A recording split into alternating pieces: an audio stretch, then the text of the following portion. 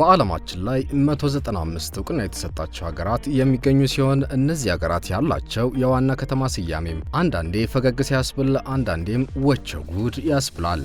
ፈረንሳይ በጣም አስገራሚና ዘግናኝ የሆኑ የከተማ ስሞች የሚገኙባት ቀዳሚዋ የዓለማችን ሀገር ስትሆን ለአብነት ኮንዶምና የመቀመጫ ቀዳዳ የሚባሉ ከተሞች ይገኙባታል።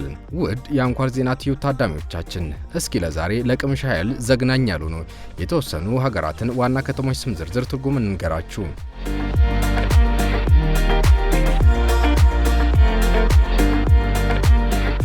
የአርጀንቲና ዋና ከተማ ቦነስ አይረስ ሲባል ጥሩ አየር የሚል ትርጉም አለው። የታይላንድ ዋና ከተማ ባንኮክ ሲባል የመላእክት ከተማ የሚል ትርጉም አለው።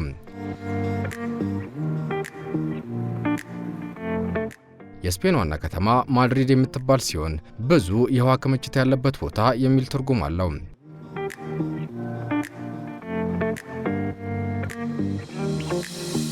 የፈረንሳይ ዋና ከተማ ፓሪስ በጥንዶች የምትወደድ ከተማ ስትሆን የሥራ ሰዎች የሚል ትርጉም አለው።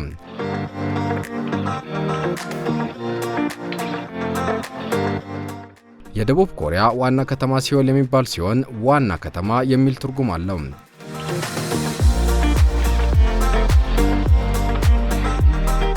የቻይና ዋና ከተማ ቤጂንግ በር ወይም ከተምበር የሚል ትርጉም አለው።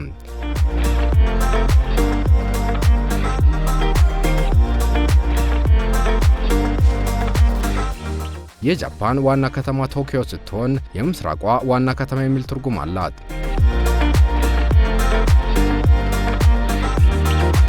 የኬንያ ዋና ከተማ ናይሮቢ ከማሳይ ጎሳ ቋንቋ የተወሰደ ሐረግ ሲሆን ትርጉሙም የቀዝቃዛ ውሃ ስፍራ ማለት ነው።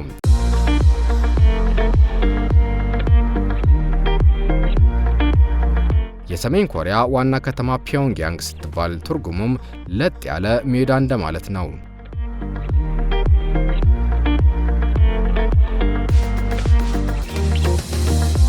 የማሌዥያ ዋና ከተማ ኳላላምፑር የሚባል ሲሆን ጭቃማ ወንዝ የሚል ትርጉም አለው። ለዛሬው አበቃን። ቻናሉን ሰብስክራይብ ማድረግና ቪዲዮን ላይክ ማድረግ አይዘንጋ።